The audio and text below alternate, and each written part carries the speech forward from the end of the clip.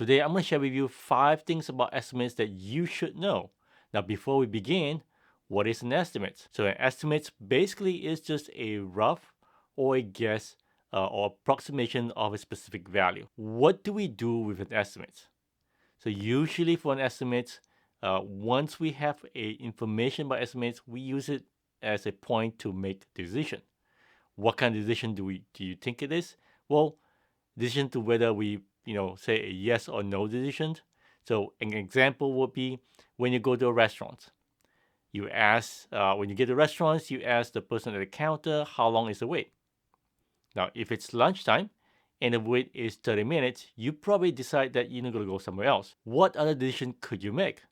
Well, decisions on in terms of planning, decisions of when do you do something now or later. So let's get on to the 5 things that you should know about estimates. Number 1, based on the definition, it should be very clear that estimates are not actuals. But then why is it that we tend to use it as a compliance?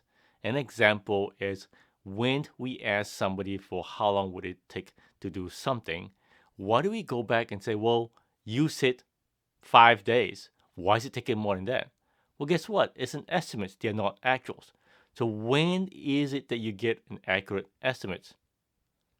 Actuals, right? When you're done. So that's a hindsight. Estimates are never accurate. There may be a range that we play with, right? On average, where does the estimates fall? So why does it matter to us? Well, since estimates are not actuals, when we ask somebody for an estimate and we try to lock them down per se, well, you said 5 days, you said 2 days, for example, right? It does tend to create bad behavior. What is that bad behavior? Well, guess what? The next time we ask me an estimate, I might either pad to it or I might not even give you an estimate. Because guess what? You're going to use the estimates against me. So why should I even tell it to you? Now, is it helpful that we provide an estimate? Yeah, right? Because I like to know how long my wait is on average so that I can make a decision whether to stay or to go. So there is a usefulness to estimates, but keep in mind, they're not actuals. Number 2, you should have knowledge of the work in order to estimate, right? You should know the ins and outs before you can provide an estimate.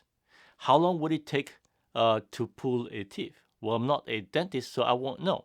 Now, but based on my experience going to the dentist, I will have certain information that says, you know what, based on my knowledge, on average, it is X. But I would still want to refer back to the person that's actually doing the work. So why is this important to us?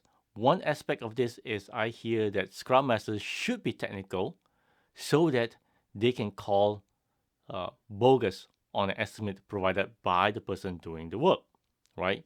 Well, if the Scrum Master doesn't have technical knowledge, how would it know? Same thing as being that I go to the dentist, I don't know how to do the work, I don't know how to pull a tooth, but I can still, based on my experience of observing, I have information. So same thing, Scrum Masters can over time learn the estimates. And they also learn by asking questions.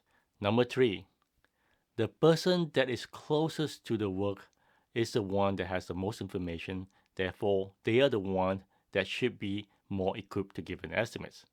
The person doing the work, right? In this instance, example I provided before, the dentist. They're the one doing the work. Yeah. Scrum Masters, can you give an estimate? The answer is no. You should not be giving estimates. You should ask questions, but not give an estimate. So why is this important? The person that is providing estimates are committed to it. An example, as a developer, a long time ago, I would say it would take me 3 days to do the work. Then what do?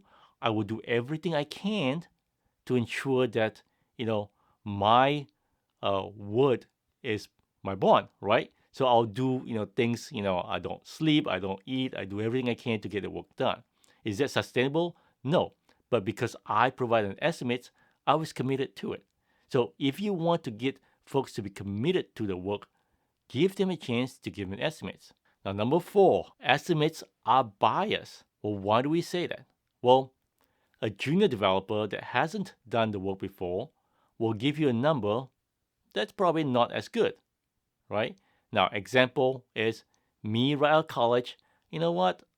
I look at the old folks, all, right? And say, you know what? You guys don't know what you're doing. I'm the young guys. I'm the new kid on the block, right? I can do better than you can. So I'll give an estimate that is lower, not knowing whether it's real or not. Then I'll do whatever I can to meet it.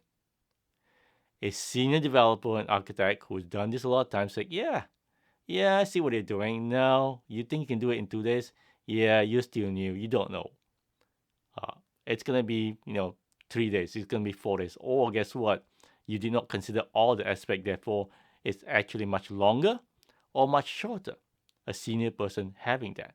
Now, again, think about this. If we tend to lock people down on the estimates, we're creating a behavior, right? As a manager, right, when people ask me to provide estimates, I learned that I need to add 20% on top of the estimates given so that I can have enough space. That's kind of something that's good to have, but not really good because we're now teaching bad behavior. We're teaching mistrust, right? Now, sometimes estimates are also purposely given in such a way that they want to get a job. When you're trying to do a contract bid, people giving us a lower number so that they can get a job. So estimates are biased. So how do we combat this bias? How do how do we get to a number that we can live by? Well, think about the game or the contest that we have. Sometimes you see guessing the number of candies in the job, for example. Well, what's the strategy to get the chances of being number one or winning the contest? It's pretty simple, right? You go through everybody, so you wait to the last moment to get all the guesses, and then you take an average on that, and you tend to most of the time win. Now, why is that? Well, because the more people we have, right, the more numbers we can use to work out the biases. So this is the reason why when we do story pointing, when we do sizing for a user stories, we want to make sure everybody's involved, right? We talk about it, we think about it, walk through all the different scenarios that might be in place, we question each other, and then we come to an agreement on a specific number. The last thing about estimates is this. Estimates are roughly calculated or a guess. The more time you spend on it doesn't mean that you get more accurate with it. If you don't have to do estimates, don't do them. If you don't have to guess, don't guess them. Well, how do we then provide information or an estimate if we don't guess or don't do a rough calculation? Well, rough calculation is fairly simple. If you have historical data, use that. Right? Kind of the example of driving multiple times. So doing multiple times. So based on that, use that. Okay. On average, how many stories do we get completed in a sprint? Use that. That's your estimate. Okay.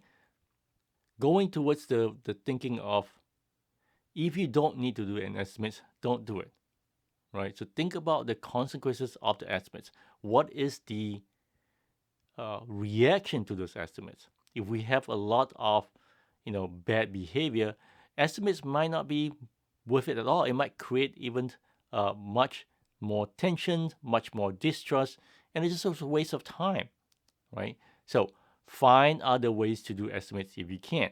Remember, rough calculations are also estimates. So find ways to do rough calculation. Use data to help you if you can. When we do estimates in a group, we do have a tendency to go deep into it. So Scrum Masters, be aware of that. Is it good enough? Okay, we don't need to go into the weeds for it, so therefore don't spend too much time on it. Okay, estimates are just meant to be rough. So there you go, the 5 things that you should know about estimates. Now let me know if I've missed anything, or why does it matter? If you think about estimates in terms of how you use today, are there bad behaviors you're seeing? Are there good practices that you see when we come to estimates? Let me know, share them below. All right, thank you. Bye.